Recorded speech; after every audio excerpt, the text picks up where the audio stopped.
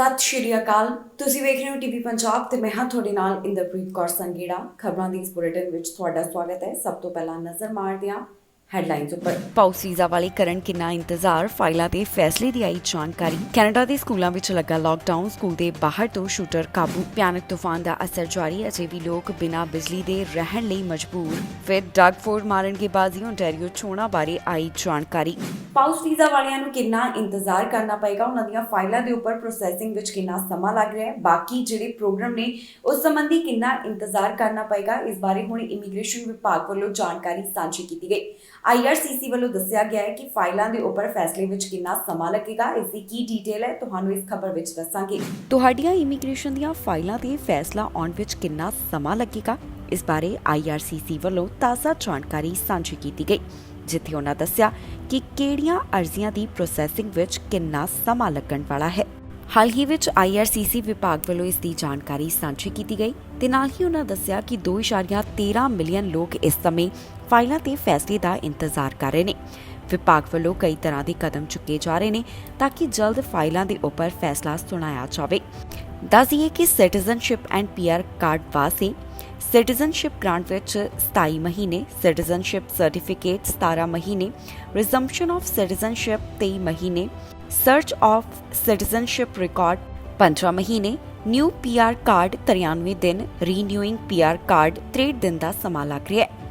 Family sponsorship ਅਧੀਨ spouse ਔਰ common ਲਾ ਪਾਰਟਨਰ ਲਿਵਿੰਗ ਆਊਟਸਾਈਡ ਕੈਨੇਡਾ 22 ਮਹੀਨੇ, ਸਪਾਊਸ ਔਰ ਕਾਮਨ ਲਾ ਪਾਰਟਨਰ ਲਿਵਿੰਗ ਇਨਸਾਈਡ ਕੈਨੇਡਾ 15 ਮਹੀਨੇ, पेरेंट्स एंड ग्रैंड पेरेंट्स वास्ते 33 महीने का समा लग रहा है। कैनेडियन पासपोर्ट बारे जानकारी दी गई, जिस विच दस्सिया इन कैनेडा न्यू पासपोर्ट वास्ते 10 business day, in Canada new passport regular application submitted by mail to service Canada centre 20 business day, in Canada new passport standard pickup 10 business day, in Canada urgent pickup by the end of next business day, in Canada express pickup 2 ਤੋਂ 9 business day, regular passport application mail from outside Canada 10 business day ਦਾ ਸਮਾਂ ਲੱਗ ਰਿਹਾ ਹੈ।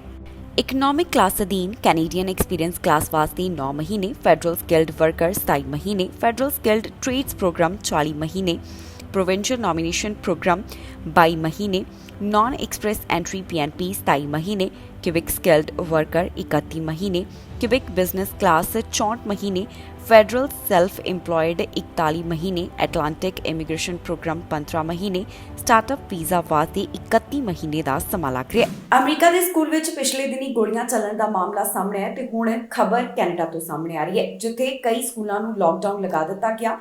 ਇੱਥੇ school ਦੇ ਬਾਹਰ ਇੱਕ shooter ਮਿਲਿਆ ਜਿਸ ਵੱਲੋਂ ਗੋਲੀਆਂ ਚਲਾਈਆਂ ਗਈਆਂ। ਪੁਲਿਸ ਵੱਲੋਂ ਇਸ ਨੂੰ ਗੋਲੀ ਮਾਰੀ ਗਈ। ਉਸ ਦੀ ਸਥਿਤੀ ਕੀ ਬਣੀ ਹੈ ਇਹ ਤਾਂ ਉਹਨਾਂ ਵੱਲੋਂ ਨਹੀਂ ਦੱਸਿਆ ਗਿਆ, ਪਰ ਇਹ ਜ਼ਰੂਰ ਪੁਲਿਸ ਨੇ ਜਾਣਕਾਰੀ ਸਾਂਝੀ ਕੀਤੀ ਹੈ ਕਿ ਇਸ ਗੋਲੀਆਂ ਚਲਾਉਣ ਵਾਲੇ ਨੂੰ ਗ੍ਰਿਫਤਾਰ ਕਰ ਲਿਆ ਗਿਆ।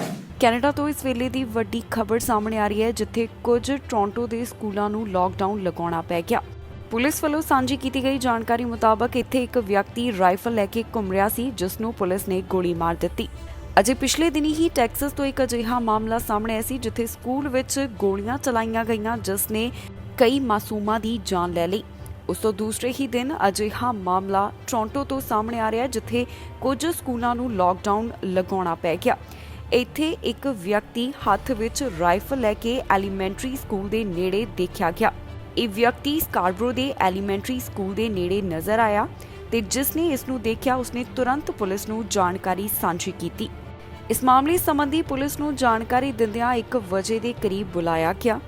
ਪੁਲਿਸ ਨੇ ਦੱਸਿਆ ਕਿ ਉਹਨਾਂ ਨੂੰ ਲਾਰੈਂਸ ਐਵਨਿਊ ਈਸਟ ਅਤੇ ਪੋਰਟ ਯੂਨੀਅਨ ਰੋਡ ਤੇ 1:24 ਦੇ ਕਰੀਬ ਬੁਲਾਇਆ ਗਿਆ, ਜਿੱਥੇ ਉਹਨਾਂ ਨੂੰ ਵਿਅਕਤੀ ਬਾਰੇ ਜਾਣਕਾਰੀ ਮਿਲੀ। ਪੁਲਿਸ ਵੱਲੋਂ ਸਸਪੈਕਟ ਤੇ ਗੋਲੀ ਚਲਾਈ ਗਈ। ਹੁਣ ਪੁਲਿਸ ਵੱਲੋਂ ਤਾਜ਼ਾ ਅਪਡੇਟ ਸਾਂਝੀ ਕਰਦਿਆਂ ਦੱਸਿਆ ਗਿਆ ਹੈ ਕਿ ਗੋਲੀ ਲੱਗਣ ਕਾਰਨ ਸਸਪੈਕਟ ਦੀ ਮੌਤ ਹੋ ਗਈ। ਇਸ ਮੌਕੇ ਦੀਆਂ ਵੀਡੀਓ ਵੀ ਸੋਸ਼ਲ ਮੀਡੀਆ ਉੱਪਰ ਕਾਫੀ ਵਾਇਰਲ ਹੋਈਆਂ। ਇਸ ਤੋਂ ਬਾਅਦ ਟੋਰਾਂਟੋ ਡਿਸਟ੍ਰਿਕਟ ਬੋਰਡ ਵੱਲੋਂ ਜਾਣਕਾਰੀ ਦਿੱਤੀ ਗਈ ਕਿ Joseph Howe Senior Public School, Sir Oliver Mowat Collegiate Institute, William G Davis Junior Public School ਨੂੰ ਲਾਕਡਾਊਨ ਅਧੀਨ ਰੱਖਿਆ ਗਿਆ ਹੈ। ਕੈਨੇਡਾ ਦੇ 2 ਸੂਬਿਆਂ ਵਿੱਚ ਜੋ ਭਿਆਨਕ ਤੂਫਾਨ ਆਇਆ ਉਸ ਦਾ ਅਸਰ ਅਜੇ ਵੀ ਦਿਖਾਈ ਦੇ ਰਿਹਾ ਹੈ। ਦੱਸਿਆ ਜਾ ਰਿਹਾ ਹੈ ਕਿ 11ਵੇਂ ਵਿਅਕਤੀ ਦੀ ਵੀ ਇਸ ਕਾਰਨ ਮੌਤ ਹੋ ਚੁੱਕੀ ਹੈ। ਬਹੁਤ ਸਾਰੇ ਲੋਕ ਅਜੇ ਵੀ ਅਜਿਹੇ ਨੇ ਜਿਨ੍ਹਾਂ ਨੂੰ ਬਿਨਾਂ ਬਿਜਲੀ ਦੇ ਰਹਿਣਾ ਪੈ ਰਿਹਾ ਹੈ। ਕੈਨੇਡਾ ਦੇ 2 ਸੂਬਿਆਂ ਵਿੱਚ ਜਿਹੜਾ ਭਿਆਨਕ ਤੂਫਾਨ ਆਇਆ ਉਸ ਦੀ ਤਬਾਹੀ ਅਜੇ ਵੀ ਨਜ਼ਰ ਆ ਰਹੀ ਹੈ। ਤਾਜ਼ਾ ਜਾਣਕਾਰੀ ਵਿੱਚ ਪਤਾ ਚੱਲਿਆ ਕਿ ਇਸ ਤੂਫਾਨ ਕਾਰਨ 11 ਜਾਣਿਆਂ ਦੀ ਮੌਤ ਹੋ ਗਈ। ਅਜੇ ਵੀ ਵੱਡੀ ਗਿਣਤੀ ਵਿੱਚ ਲੋਕ ਅਜਿਹੇ ਹਨ ਜਿਨ੍ਹਾਂ ਨੂੰ ਬਿਨਾਂ ਬਿਜਲੀ ਦੇ ਰਹਿਣਾ ਪੈ ਰਿਹਾ ਹੈ। ਇਸ ਤੂਫਾਨ ਦੇ ਬਾਰੇ ਪੁਲਿਸ ਵੱਲੋਂ ਤਾਜ਼ਾ ਅਪਡੇਟ ਸਾਂਝੀ ਕਰਦਿਆਂ ਦੱਸਿਆ ਗਿਆ ਕਿ 11ਵੇਂ ਵਿਅਕਤੀ ਦੀ ਮੌਤ ਹੋ ਗਈ, ਜਿਸ ਤੋਂ ਬਾਅਦ ਤੂਫਾਨ ਕਾਰਨ ਹੋਣ ਵਾਲੀਆਂ ਮੌਤਾਂ ਦਾ ਅੰਕੜਾ 11 ਉੱਪਰ ਪਹੁੰਚ ਗਿਆ ਹੈ। Central Hastings Detachment of Ontario Provincial Police ਵੱਲੋਂ ਜਾਣਕਾਰੀ ਸਾਂਝੀ ਕੀਤੀ ਗਈ, ਜਿਸ ਵਿਅਕਤੀ ਦੀ ਮੌਤ ਹੋਈ ਹੈ ਉਸ ਦੀ ਉਮਰ 48 ਸਾਲ ਦੇ ਕਰੀਬ ਹੈ। ਇਸ ਤੂਫਾਨ ਕਾਰਨ ਭਾਰੀ ਨੁਕਸਾਨ ਹੋਇਆ, ਜਿੱਥੇ ਕਈ ਦਰੱਖਤ ਜੜ੍ਹਾਂ ਤੋਂ ਪੁੱਟੇ ਗਏ, ਜਿਸ ਨਾਲ ਪਾਵਰ ਲਾਈਨਸ ਵੀ ਪ੍ਰਭਾਵਿਤ ਹੋਈਆਂ। ਬਹੁਤ ਵੱਡੀ ਗਿਣਤੀ ਵਿੱਚ ਲੋਕ ਅਜਿਹੇ ਹਨ ਜਿਨ੍ਹਾਂ ਨੂੰ ਬਿਨਾਂ ਬਿਜਲੀ ਦੇ ਰਹਿਣਾ ਪੈ ਰਿਹਾ ਹੈ। ਓਨਟਾਰੀਓ ਸੂਬੇ ਅੰਦਰ ਹਜ਼ਾਰਾਂ ਦੀ ਗਿਣਤੀ ਵਿੱਚ ਲੋਕ ਦੱਸੇ ਜਾ ਰਹੇ ਨੇ ਜਿਹੜੇ ਅਜੇ ਵੀ ਬਿਨਾਂ ਬਿਜਲੀ ਦੇ ਹਨ। ਲਗਾਤਾਰ ਕੋਸ਼ਿਸ਼ ਕੀਤੀ ਜਾ ਰਹੀ ਹੈ ਕਿ ਇੱਥੇ ਪਾਵਰ ਰੀਸਟੋਰ ਕਰ ਦਿੱਤੀ ਜਾਵੇ। ਹਾਈਡਰੋ 1 ਵੱਲੋਂ ਹਾਲ ਹੀ ਵਿੱਚ ਜਾਣਕਾਰੀ ਸਾਂਝੀ ਕਰਦਿਆਂ ਕਿਹਾ ਕਿ 68,800 ਗ੍ਰਾਹਕ ਅਜੇ ਵੀ ਬਿਨਾਂ ਬਿਜਲੀ ਦੇ ਹਨ। ਇਹ ਜਾਣਕਾਰੀ ਉਨ੍ਹਾਂ ਵੱਲੋਂ ਕਈ ਰੀਜਨਸ ਵਾਸਤੇ ਸਾਂਝੀ ਕੀਤੀ ਗਈ।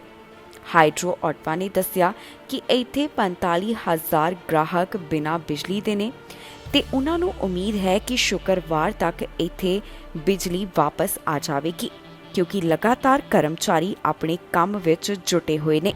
ਇਸ ਤੋਂ ਪਹਿਲਾਂ ਵੀ ਸਮੇਂ-ਸਮੇਂ ਤੇ ਜਾਣਕਾਰੀ ਦਿੱਤੀ ਗਈ ਸੀ ਕਿ ਕਰਮਚਾਰੀ ਆਪਣਾ ਕੰਮ ਕਰ ਰਹੇ ਨੇ, ਜਿਨ੍ਹਾਂ ਵੱਲੋਂ ਕੋਸ਼ਿਸ਼ ਕੀਤੀ ਜਾ ਰਹੀ ਹੈ ਕਿ ਜਲਦ ਤੋਂ ਜਲਦ ਪਾਵਰ ਰੀਸਟੋਰ ਕਰ ਦਿੱਤੀ ਜਾਵੇ, ਪਰ ਉਹਨਾਂ ਨੂੰ ਕਾਫੀ ਪਰੇਸ਼ਾਨੀ ਦਾ ਸਾਹਮਣਾ ਕਰਨਾ ਪੈ ਰਿਹਾ ਹੈ, ਜਿਸ ਕਾਰਨ ਅਜੇ ਵੀ ਉਹਨਾਂ ਨੂੰ ਬਿਜਲੀ ਠੀਕ ਕਰਨ ਵਿੱਚ ਸਮਾਂ ਲੱਗ ਰਿਹਾ ਹੈ।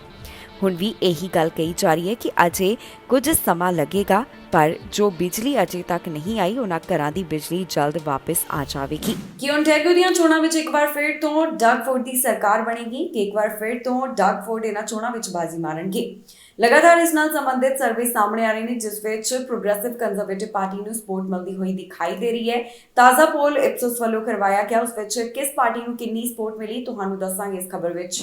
ਓਨਟਾਰੀਓ ਦੀਆਂ ਹੋਣ ਵਾਲੀਆਂ ਚੋਣਾਂ ਤੋਂ ਪਹਿਲਾਂ ਪ੍ਰੋਗਰੈਸਿਵ ਕੰਜ਼ਰਵੇਟਿਵ ਪਾਰਟੀ ਨੂੰ ਵੱਧ ਸਪੋਰਟ ਮਿਲਦੀ ਹੋਈ ਦਿਖਾਈ ਦੇ ਰਹੀ ਹੈ। ਲਗਾਤਾਰ ਇਹਨਾਂ ਚੋਣਾਂ ਤੋਂ ਪਹਿਲਾਂ ਕਈ ਸਰਵੇ ਸਾਹਮਣੇ ਆਏ, ਜਿਸ ਵਿੱਚ ਡਗ ਫੋਰਡ ਨੂੰ ਜ਼ਿਆਦਾ ਸਪੋਰਟ ਮਿਲੀ ਹੈ। ਤਾਜ਼ਾ ਪੋਲ ਇਪਸੋਸ ਦਾ ਸਾਹਮਣੇ ਆਇਆ, ਜਿਸ ਵਿੱਚ ਪ੍ਰੀਮੀਅਰ ਡਗ ਫੋਰਡ ਦੀ ਪ੍ਰੋਗਰੈਸਿਵ ਕੰਜ਼ਰਵੇਟਿਵ ਪਾਰਟੀ ਨੂੰ 45% ਦਾ ਸਮਰਥਨ ਮਿਲਦਾ ਹੋਇਆ ਦਿਖਾਈ ਦੇ ਰਿਹਾ ਹੈ। ਦੱਸੀਏ ਕਿ ਓਨਟਾਰੀਓ ਵਿੱਚ 2 ਜੂਨ ਨੂੰ ਚੋਣਾਂ ਹੋਣ ਜਾ ਰਹੀਆਂ ਨੇ। ਸਰਵੇ ਨੂੰ ਧਿਆਨ ਵਿੱਚ ਰੱਖਦਿਆਂ ਲੱਗਦਾ ਹੈ ਕਿ ਇਸ ਵਾਰ ਫਿਰ ਤੋਂ ਪ੍ਰੋਗਰੈਸਿਵ ਕੰਜ਼ਰਵੇਟਿਵ ਪਾਰਟੀ ਬਾਜੀ ਮਾਰ ਸਕਦੀ ਹੈ। 45% ਵੋਟਰਸ ਕਹਿੰਦੇ ਨੇ ਕਿ ਪ੍ਰੋਗਰੈਸਿਵ ਕੰਜ਼ਰਵੇਟਿਵ ਪਾਰਟੀ ਨੂੰ ਉਹਨਾਂ ਵੱਲੋਂ ਵੋਟਾਂ ਪਾਈਆਂ ਜਾਣਗੀਆਂ। ਲਿਬਰਲ ਪਾਰਟੀ ਨੂੰ ਇਹਨਾਂ ਚੋਣਾਂ ਤੋਂ ਪਹਿਲਾਂ 14%, ਐਨਡੀਪੀ ਨੂੰ 10% ਦੀ ਸਪੋਰਟ ਮਿਲੀ ਤੇ 32% ਕਹਿੰਦੇ ਨੇ ਕਿ ਉਹਨਾਂ ਨੂੰ ਅਜੇ ਤੱਕ ਨਹੀਂ ਪਤਾ ਕਿ ਉਹ ਕਿਸ ਨੂੰ ਵੋਟ ਪਾਉਣਗੇ। ਦੱਸੀਏ ਕਿ ਜਿਹੜਾ ਇਹ ਤਾਜ਼ਾ ਸਰਵੇ ਸਾਹਮਣੇ ਆਇਆ, ਇਹ 17 ਮਈ ਤੋਂ 19 ਮਈ ਦੇ ਵਿਚਕਾਰ ਕਰਵਾਇਆ ਗਿਆ, ਜਿਸ ਵਿੱਚ ਓਨਟਾਰੀਓ ਵਾਸੀਆਂ ਨੇ ਆਪਣੇ ਵਿਚਾਰ ਸਾਂਝੇ ਕੀਤੇ ਤੇ ਉਹਨਾਂ ਦੱਸਿਆ ਕਿ ਉਹ ਕਿਹੜੀ ਪਾਰਟੀ ਨੂੰ ਵੋਟ ਪਾਉਣਗੇ। ਇਸ ਸਰਵੇ ਵਿੱਚੋਂ ਇਹ ਵੀ ਗੱਲ ਨਿਕਲ ਕੇ ਸਾਹਮਣੇ ਆਈ ਹੈ ਕਿ 18% ਪ੍ਰੋਗਰੈਸਿਵ ਕੰਜ਼ਰਵੇਟਿਵ ਪਾਰਟੀ ਨੂੰ ਵੋਟ ਪਾਉਣ ਵਾਲੇ ਦੂਸਰੀ ਚੁਆਇਸ ਦੇ ਤੌਰ ਤੇ ਐਨਡੀਪੀ ਪਾਰਟੀ ਨੂੰ ਰੱਖ ਰਹੇ ਨੇ। 17% ਦੂਸਰੀ ਚੁਆਇਸ ਲਿਬਰਲ ਨੂੰ ਮੰਨ ਰਹੇ ਨੇ, ਜਦਕਿ 14% ਗ੍ਰੀਨ ਪਾਰਟੀ ਨੂੰ ਆਪਣੀ ਦੂਸਰੀ ਚੁਆਇਸ ਦੱਸ ਰਹੇ ਹਨ। ਲਿਬਰਲ ਪਾਰਟੀ ਨੂੰ ਵੋਟ ਪਾਉਣ ਵਾਲਿਆਂ ਵਿੱਚ 41% ਉਹ ਨੇ ਜਿਹੜੇ ਐਨਡੀਪੀ ਨੂੰ ਆਪਣੀ ਦੂਸਰੀ ਚੁਆਇਸ ਦੱਸ ਰਹੇ ਨੇ, 18% ਪ੍ਰੋਗਰੈਸਿਵ ਕੰਜ਼ਰਵੇਟਿਵ ਪਾਰਟੀ ਨੂੰ ਤੇ 12% ਗ੍ਰੀਨ ਪਾਰਟੀ ਨੂੰ ਆਪਣੀ ਦੂਸਰੀ ਚੁਆਇਸ ਦੱਸ ਰਹੇ ਹਨ।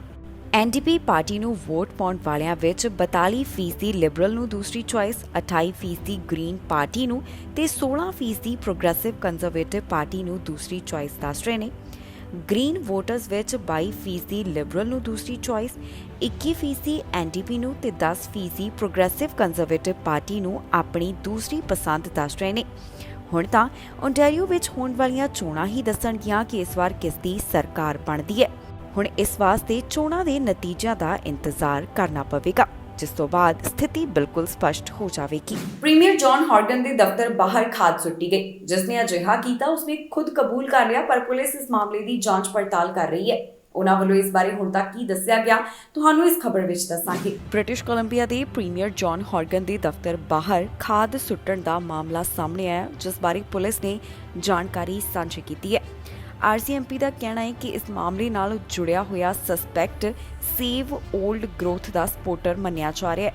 ਜਾਣਕਾਰੀ ਮੁਤਾਬਕ ਪ੍ਰੀਮੀਅਰ ਜੌਨ ਹੌਰਗਨ ਦੇ ਲੋਕਲ ਕਨਸਟੀਟੂਐਂਸੀ ਆਫਿਸ ਦੇ ਬਾਹਰ ਕਿਸੇ ਵੱਲੋਂ ਖਾਦ ਸੁੱਟੀ ਗਈ, ਜੋ ਕਿ ਦਰਵਾਜ਼ੇ ਦੇ ਬਿਲਕੁਲ ਠੀਕ ਸਾਹਮਣੇ ਸੁੱਟੀ ਗਈ ਹੈ। ਹੁਣ ਆਰਸੀਐਮਪੀ ਇਸ ਮਾਮਲੇ ਦੀ ਜਾਂਚ ਪੜਤਾਲ ਕਰ ਰਹੀ ਹੈ। ਇਸ ਬਾਰੇ ਆਰਸੀਐਮਪੀ ਵੱਲੋਂ ਇੱਕ ਨਿਊਜ਼ ਰਿਲੀਜ਼ ਵੀ ਜਾਰੀ ਕੀਤੀ, ਜਿੱਥੇ ਉਹਨਾਂ ਦੱਸਿਆ ਕਿ ਇਹ ਖਾਦ ਸੁੱਟਣ ਦਾ ਮਾਮਲਾ ਸਵੇਰੇ 9 ਵਜੇ ਦੇ ਕਰੀਬ ਸਾਹਮਣੇ ਆਇਆ।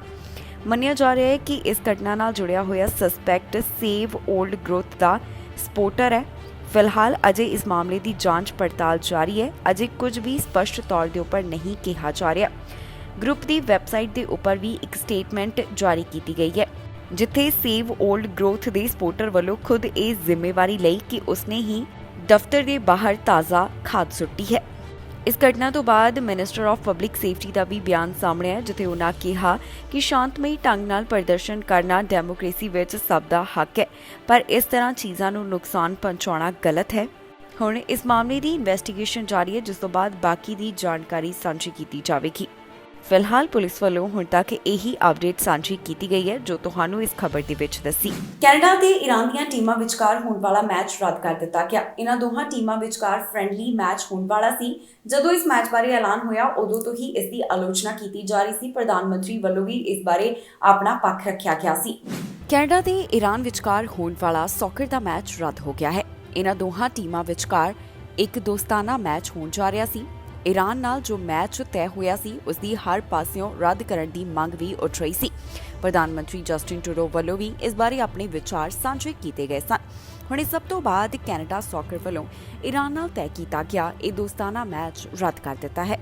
5 ਜੂਨ ਨੂੰ ਵੈਨਕੂਵਰ ਦੇ ਸਟੇਡੀਅਮ ਵਿੱਚ ਦੋਵਾਂ ਟੀਮਾਂ ਦਰਮਿਆਨ ਮੈਚ ਹੋਣਾ ਸੀ। ਹੁਣ ਇਸ ਨੂੰ ਰੱਦ ਕਰ ਦਿੱਤਾ ਗਿਆ, ਪਰ ਅਜੇ ਇਹ ਕਾਰਨ ਸਪਸ਼ਟ ਨਹੀਂ ਕੀਤਾ ਗਿਆ ਕਿ ਇਹ ਮੈਚ ਕਿਸ ਕਾਰਨ ਰੱਦ ਕੀਤਾ ਗਿਆ ਹੈ। ਦੱਸ ਦਈਏ ਕਿ ਈਰਾਨ ਦੀ ਟੀਮ ਦੀ ਮੇਜ਼ਬਾਨੀ ਦੇ ਐਲਾਨ ਤੋਂ ਬਾਅਦ ਹੀ ਇਸ ਦੀ ਆਲੋਚਨਾ ਸ਼ੁਰੂ ਹੋ ਗਈ ਸੀ ਤੇ ਮੰਗ ਕੀਤੀ ਜਾ ਰਹੀ ਸੀ ਕਿ ਮੈਚ ਨੂੰ ਰੱਦ ਕਰ ਦਿੱਤਾ ਜਾਵੇ। ਦਰਅਸਲ 8 ਜਨਵਰੀ 2020 ਨੂੰ ਇੱਕ ਅਜਿਹੀ ਘਟਨਾ ਵਾਪਰੀ, ਜਿੱਥੇ ਈਰਾਨ ਦੀ ਫੌਜ ਨੇ ਯੂਕਰੇਨ ਇੰਟਰਨੈਸ਼ਨਲ 에ਅਰਲਾਈਨਸ ਦੀ ਫਲਾਈਟ 752 ਨੂੰ ਮਿਜ਼ਾਈਲ ਨਾਲ ਮਾਰ ਗਿਰਾਇਆ। ਕੈਨੇਡਾ ਸਰਕਾਰ ਦੇ ਦੱਸਣ ਮੁਤਾਬਕ ਇਸ ਫਲਾਈਟ ਵਿੱਚ 55 ਕੈਨੇਡੀਅਨ ਨਾਗਰਿਕ ਅਤੇ 30 PR ਸ਼ਾਮਲ ਸਨ। ਇਸ ਹਾਦਸੇ ਵਿੱਚ ਕੁੱਲ 176 ਲੋਕਾਂ ਦੀ ਜਾਨ ਚਲੀ ਗਈ। ਇਸ ਮੈਚ ਦੇ ਐਲਾਨ ਤੋਂ ਬਾਅਦ ਪ੍ਰਧਾਨ ਮੰਤਰੀ ਜਸਟਿਨ ਟਰੂਡੋ ਵੱਲੋਂ ਵੀ ਇਸ ਬਾਰੇ ਐਲਾਨ ਕੀਤਾ ਗਿਆ ਸੀ। ਉਹਨਾਂ ਨੇ ਕਿਹਾ ਸੀ ਕਿ ਈਰਾਨ ਦੀ ਸੌਕਰ ਟੀਮ ਦੀ ਮੇਜ਼ਬਾਨੀ ਕੋਈ ਚੰਗਾ ਵਿਚਾਰ ਨਹੀਂ ਹੈ। ਇਸ ਤੋਂ ਇਲਾਵਾ ਫਲਾਈਟ 752 ਦੇ ਜਿਹੜੇ ਪੀੜਤ ਸਨ, ਉਹਨਾਂ ਵੱਲੋਂ ਵੀ ਇਹ ਮੰਗ ਕੀਤੀ ਜਾ ਰਹੀ ਸੀ ਕਿ ਇਸ ਮੈਚ ਨੂੰ ਰੱਦ ਕੀਤਾ ਜਾਵੇ। ਅਲਬਰਟਾ ਸੂਬੇ ਵੱਲੋਂ ਤਾਜ਼ਾ PNP ਡਰਾਅ ਦਾ ਐਲਾਨ ਕੀਤਾ ਗਿਆ, ਜਿਸ ਵਿੱਚ ਕਿੰਨੇ ਉਮੀਦਵਾਰਾਂ ਨੂੰ ਇਨਵੀਟੇਸ਼ਨ ਮਿਲੇ, ਇਹ ਜਾਣਕਾਰੀ ਸਾਹਮਣੇ ਆਈ ਹੈ। 100 ਦੇ ਕਰੀਬ ਸੱਦੇ ਜਾਰੀ ਕੀਤੇ ਗਏ। ਕੀ ਹੈ ਹੋਰ ਡਿਟੇਲ, ਤੁਹਾਨੂੰ ਇਸ ਖਬਰ ਵਿੱਚ ਦੱਸਾਂਗੇ। ਅਲਬਰਟਾ ਵੱਲੋਂ ਆਪਣੇ ਤਾਜ਼ਾ PNP ਡਰਾਅ ਦਾ ਐਲਾਨ ਕੀਤਾ ਗਿਆ, ਜਿਸ ਵਿੱਚ ਕਈ ਉਮੀਦਵਾਰਾਂ ਨੂੰ ਸੱਦੇ ਮਿਲੇ। ਸੂਬੇ ਵੱਲੋਂ ਇਸ ਵਾਰ ਜਿਹੜਾ ਡਰਾਅ ਕੱਢਿਆ ਗਿਆ, ਉਸ ਵਿੱਚ ਹਾਈਐਸਟ ਕੱਟ ਆਫ ਦੇਖਣ ਨੂੰ ਮਿਲਿਆ, ਜੋ ਕਿ 2020 ਤੋਂ ਪਹਿਲੀ ਵਾਰ ਅਜਿਹਾ ਹੋਇਆ। ਇਹ ਡਰਾਅ ਅਲਬਰਟਾ ਸੂਬੇ ਵੱਲੋਂ 19 ਮਈ ਨੂੰ ਕੱਢਿਆ ਗਿਆ। ਇਸ ਡਰਾਅ ਵਿੱਚ ਸੂਬੇ ਵੱਲੋਂ 100 ਇਨਵੀਟੇਸ਼ਨ ਹੀ ਜਾਰੀ ਕੀਤੇ ਗਏ। ਇਹ ਉਹ ਉਮੀਦਵਾਰਾਂ ਨੂੰ ਹਾਸਿਲ ਹੋਈ ਜਿਨ੍ਹਾਂ ਦਾ ਸਕੋਰ 382 ਸੀ ਜਾਂ ਫਿਰ ਇਸ ਤੋਂ ਜ਼ਿਆਦਾ। ਇਸ ਤੋਂ ਪਹਿਲਾਂ ਅਲਬਰਟਾ ਸੂਬੇ ਵੱਲੋਂ ਜਿਹੜਾ ਡਰਾਅ ਕੱਢਿਆ ਗਿਆ ਸੀ, ਉਸ ਵਿੱਚ ਸਕੋਰ ਕੱਟ ਆਫ 381 ਦਾ ਦਰਜ ਕੀਤਾ ਗਿਆ। ਇਸ ਤੋਂ ਪਹਿਲਾਂ ਅਪ੍ਰੈਲ 2022 ਦੌਰਾਨ ਜਿਹੜਾ ਡਰਾਅ ਕੱਢਿਆ ਗਿਆ, ਉਸ ਦੀ ਤੁਲਨਾ ਵਿੱਚ ਕੱਟ ਆਫ 26 ਪੁਆਇੰਟਸ ਨਾਲ ਵੱਧ ਦਰਜ ਕੀਤਾ ਗਿਆ ਹੈ। ਜ਼ਿਕਰਯੋਗ ਹੈ ਕਿ ਕੈਨੇਡਾ ਦੇ ਵੱਖ-ਵੱਖ ਸੂਬੇ ਲਗਾਤਾਰ PNP ਡਰਾਅ ਕੱਢ ਰਹੇ ਨੇ, ਜਿਸ ਵਿੱਚ ਉਮੀਦਵਾਰਾਂ ਨੂੰ ਇਨਵੀਟੇਸ਼ਨ ਹਾਸਲ ਕੀਤੇ ਜਾ ਰਹੇ ਨੇ। ਇਮੀਗ੍ਰੇਸ਼ਨ ਵਿਭਾਗ ਵੱਲੋਂ ਜੋ ਇਮੀਗ੍ਰੇਸ਼ਨ ਦਾ ਟਾਰਗੇਟ ਤੈਅ ਕੀਤਾ ਗਿਆ, ਉਸ ਨੂੰ ਪੂਰਾ ਕਰਨ ਸੰਬੰਧੀ ਲਗਾਤਾਰ ਕੋਸ਼ਿਸ਼ ਕੀਤੀ ਜਾ ਰਹੀ ਹੈ। ਹੁਣ ਵਿਭਾਗ ਵੱਲੋਂ ਪਿਛਲੇ ਦਿਨੀ ਇਹ ਵੀ ਅਪਡੇਟ ਦਿੱਤੀ ਗਈ ਸੀ ਕਿ ਉਹਨਾਂ ਕੋਲ ਕਾਫੀ ਜ਼ਿਆਦਾ ਬੈਕਲੌਗ ਅਜੇ ਜਮ੍ਹਾਂ ਪਿਆ ਹੈ, ਜਿਸ ਦੇ ਨਿਪਟਾਰੇ ਸੰਬੰਧੀ ਉਹਨਾਂ ਵੱਲੋਂ ਕਈ ਤਰ੍ਹਾਂ ਦੇ ਕਦਮ ਚੁੱਕੇ ਜਾ ਰਹੇ ਨੇ। IRCC ਵੱਲੋਂ ਜੋ ਅੰਕੜਾ ਸਾਂਝਾ ਕੀਤਾ ਗਿਆ, ਉਸ ਮੁਤਾਬਕ 2 ਮਿਲੀਅਨ ਤੋਂ ਵੱਧ ਲੋਕ ਇਸ ਸਮੇਂ ਆਪਣੀਆਂ ਫਾਈਲਾਂ ਦੇ ਫੈਸਲੇ ਦਾ ਇੰਤਜ਼ਾਰ ਕਰ ਰਹੇ ਹਨ। ਇਹ ਫਾਈਲਾਂ ਵੱਖ-ਵੱਖ ਪ੍ਰੋਗਰਾਮ ਦੇ ਤਹਿਤ ਵਿਭਾਗ ਕੋਲ ਪਹੁੰਚੀਆਂ, ਜਿਸ ਦੇ ਵਿੱਚ Tier 2 PR ਪ੍ਰੋਗਰਾਮ ਦਾ ਵੀ ਉਹਨਾਂ ਵੱਲੋਂ ਜ਼ਿਕਰ ਕੀਤਾ ਗਿਆ ਸੀ। ਪਹਿਲਾਂ ਦੇ ਮੁਕਾਬਲੇ ਜੋ ਫਾਈਲਾਂ ਦੇ ਬੈਕਲੌਗ ਵਿੱਚ ਵਾਧਾ ਹੋਇਆ, ਇਸ ਦੀ ਜਾਣਕਾਰੀ ਦਿੰਦਿਆਂ IRCC ਨੇ ਕਿਹਾ ਕਿ ਜੋ ਉਹਨਾਂ ਵੱਲੋਂ ਯੂਕਰੇਨ ਤੋਂ ਆਉਣ ਵਾਲਿਆਂ ਦੇ ਲਈ ਇੱਕ ਸਪੈਸ਼ਲ ਪ੍ਰੋਗਰਾਮ ਲਿਆਂਦਾ ਗਿਆ, ਉਸ ਕਾਰਨ ਉਹਨਾਂ ਨੂੰ ਫਾਈਲਾਂ ਤੇ ਫੈਸਲਾ ਸੁਣਾਉਣ ਦੇ ਵਿੱਚ ਦੇਰੀ ਹੋ ਰਹੀ ਹੈ। ਪਿਛਲੇ ਦਿਨੀ ਇਮੀਗ੍ਰੇਸ਼ਨ ਵਿਭਾਗ ਵੱਲੋਂ PNP ਸਪੈਸੀਫਿਕ ਡਰਾਅ ਵੀ ਕੱਢਿਆ ਗਿਆ ਸੀ, ਜਿਸ ਵਿੱਚ 599 ਉਮੀਦਵਾਰਾਂ ਦੀ ਕਿਸਮਤ ਝਾਕੀ। ਕਾਫੀ ਲੰਬੇ ਸਮੇਂ ਤੋਂ ਇਮੀਗ੍ਰੇਸ਼ਨ ਵਿਭਾਗ ਸਿਰਫ PNP ਸਪੈਸੀਫਿਕ ਡਰਾ ਹੀ ਕੱਢ ਰਿਹਾ ਹੈ, ਪਰ ਇਮੀਗ੍ਰੇਸ਼ਨ ਮੰਤਰੀ ਦੇ ਐਲਾਨ ਮੁਤਾਬਕ ਜੁਲਾਈ ਮਹੀਨੇ ਦੀ ਸ਼ੁਰੂਆਤ ਤੋਂ ਹੀ ਵੱਡੇ ਡਰਾ ਕੱਢਣੇ ਮੁੜ ਤੋਂ ਸ਼ੁਰੂ ਕਰ ਦਿੱਤੇ ਜਾਣਗੇ। ਪਰ ਫਿਲਹਾਲ ਸਿਰਫ PNP ਸਪੈਸੀਫਿਕ ਡਰਾ ਹੀ ਕੱਢੇ ਜਾ ਰਹੇ ਨੇ। ਹੈਲਥ ਕੇਅਰ ਸਿਸਟਮ ਬਾਰੇ ਪ੍ਰਧਾਨ ਮੰਤਰੀ ਜਸਟਿਨ ਟਰੂਡੋ ਵੱਲੋਂ ਇੱਕ ਖਾਸ ਜਾਣਕਾਰੀ ਸਾਂਝੀ ਕੀਤੀ। ਉਹ ਸਸਕੈਚੂਨ ਦੇ ਵਿੱਚ ਮੌਜੂਦ ਸਨ, ਜਿੱਥੇ ਉਹਨਾਂ ਵੱਲੋਂ ਇਸ ਬਾਰੇ ਗੱਲਬਾਤ ਕੀਤੀ ਗਈ। ਕੀ ਕਹਿਣਾ ਹੈ ਪ੍ਰਧਾਨ ਮੰਤਰੀ ਜਸਟਿਨ ਟਰੂਡੋ ਦਾ, ਆਓ ਤੁਹਾਨੂੰ ਸੁਣਾਉਂਦੇ ਹਾਂ। ਪ੍ਰਧਾਨ ਮੰਤਰੀ ਜਸਟਿਨ ਟਰੂਡੋ ਸਸਕੈਚੂਨ ਵਿੱਚ ਮੌਜੂਦ ਸਨ, ਜਿੱਥੇ ਉਹਨਾਂ ਨੇ ਹੈਲਥ ਕੇਅਰ ਦੀ ਗੱਲ ਕੀਤੀ। ਇਸ ਦੌਰਾਨ ਉਹ ਕੁਆਲਿਟੀ ਹੈਲਥ ਕੇਅਰ ਬਾਰੇ ਬੋਲਦੇ ਦਿਖਾਈ ਦਿੱਤੇ। ਉਹਨਾਂ ਕਿਹਾ ਕਿ ਇਸ ਕੁਆਲਿਟੀ ਹੈਲਥ ਕੇਅਰ ਤੱਕ ਹਰ ਕਿਸੇ ਦਾ ਐਕਸੈਸ ਹੋਣਾ ਚਾਹੀਦਾ ਹੈ, ਜਿਸ ਵਿੱਚ ਸੀਨੀਅਰਸ ਵੀ ਸ਼ਾਮਿਲ ਨੇ। ਪ੍ਰਧਾਨ ਮੰਤਰੀ ਜਸਟਿਨ ਟਰੂਡੋ ਵੱਲੋਂ ਇਸ ਮੌਕੇ ਸਿਹਤ ਖੇਤਰ ਵਿੱਚ ਹੋਰ ਸੁਧਾਰ ਲਿਆਉਣ ਦੀ ਗੱਲ ਕੀਤੀ। ਉਹਨਾਂ ਨੇ ਕੀ ਕਿਹਾ, ਆਓ ਤੁਹਾਨੂੰ ਸੁਣਾਉਂਦੇ ਹਾਂ। Here at St. Anne's, the facility just upgraded its rooms and washrooms and made the building more accessible. That's good news for people who live here. As we recover from this pandemic, we must all continue to work together to improve care for our seniors. That's exactly why we're here today. We've reached an agreement with the government of Saskatchewan. Through the Safe Long-Term Care Fund, the federal government will provide $32 million to the province to help improve care for seniors. This investment will support, for example, safer dining practices and increased cleaning and housekeeping. It'll also support enhanced screening protocols for staff. During the past years, I've had the opportunity to talk with many long-term care workers to thank them and hear their stories, but also their concerns. I know that for caregivers and managers here at St. Anne's, teamwork is at the center of everything you do to support residents. Well, our government will continue to be here for you because it's clear that better conditions of work for caregivers lead directly to better conditions of care for residents. Now, including Saskatchewan, our government has signed and announced agreements through the Safe Long-Term Care Fund with 9 provinces and territories: Saskatchewan, BC, New Brunswick, Newfoundland, Nova Scotia, Ontario, PEI, Yukon, and Northwest Territories. These investments are making a real difference for people and for caregivers. We're also continuing our work with the other provinces and territories to be there for seniors right across the country. One of the things that has characterized these past 2 difficult years is the extent to which Canadians have been there for each other. And we got reminded of that during the pandemic, but I know that we also know that that's the path forward as we deal with new challenges, as we continue, as this pandemic runs its course.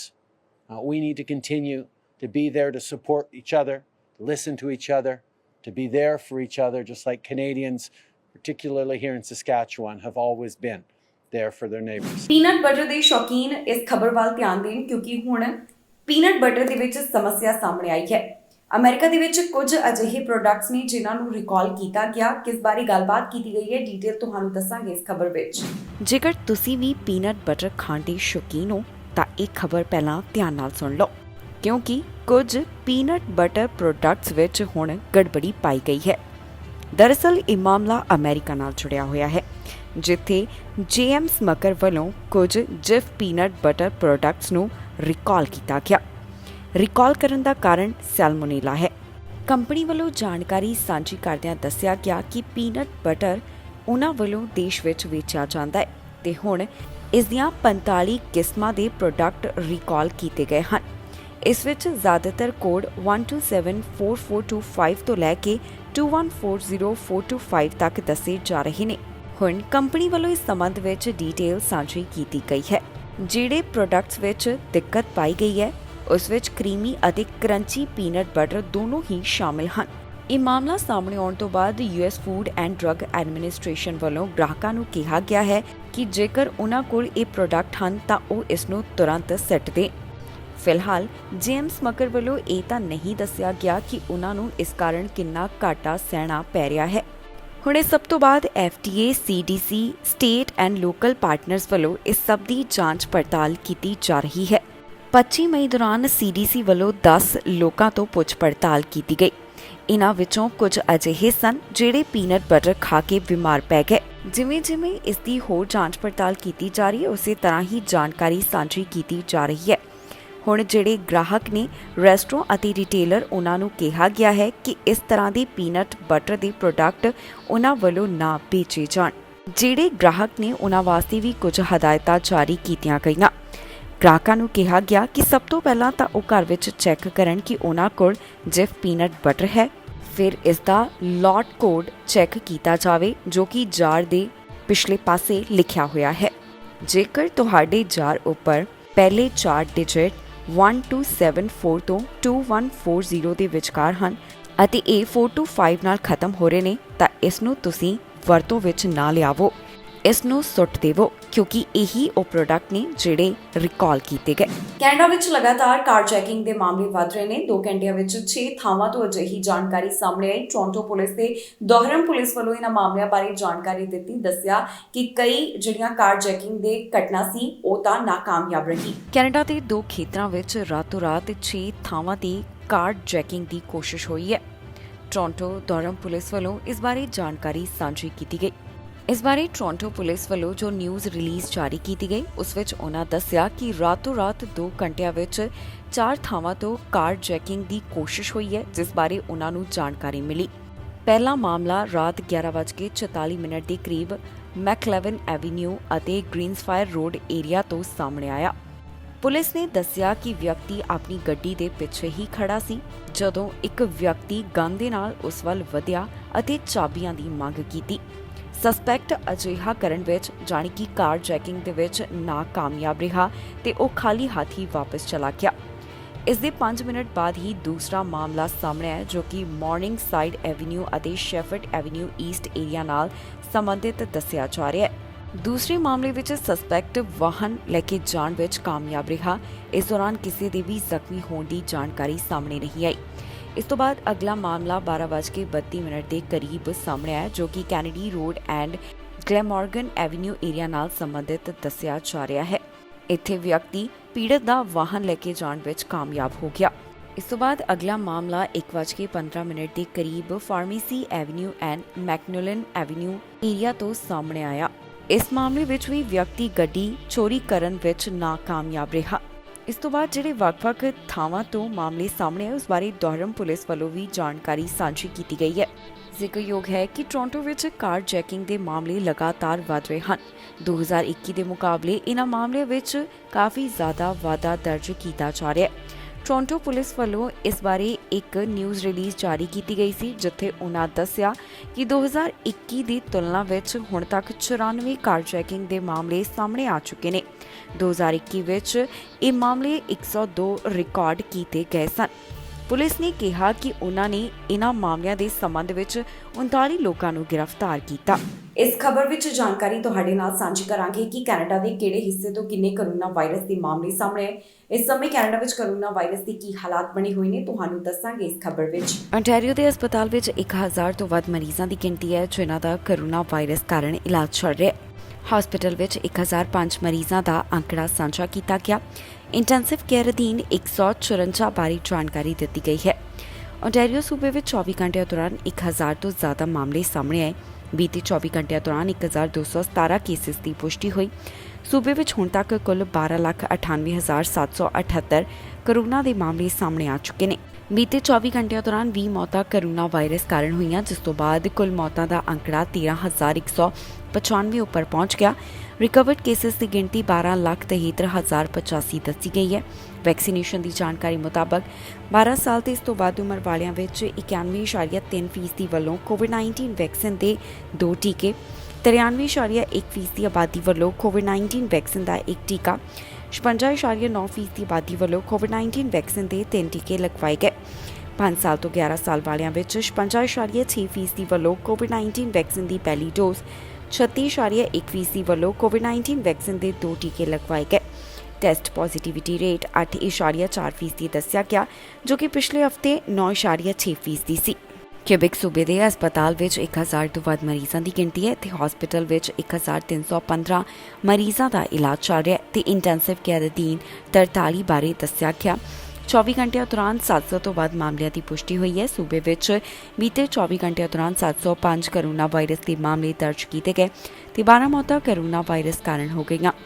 Pandemic ਦੀ ਸ਼ੁਰੂਆਤ ਤੋਂ ਲੈ ਕੇ ਹੁਣ ਤੱਕ 10,63,741 ਕੁੱਲ corona ਦੇ ਮਾਮਲੇ ਸਾਹਮਣੇ ਆ ਚੁੱਕੇ ਨੇ।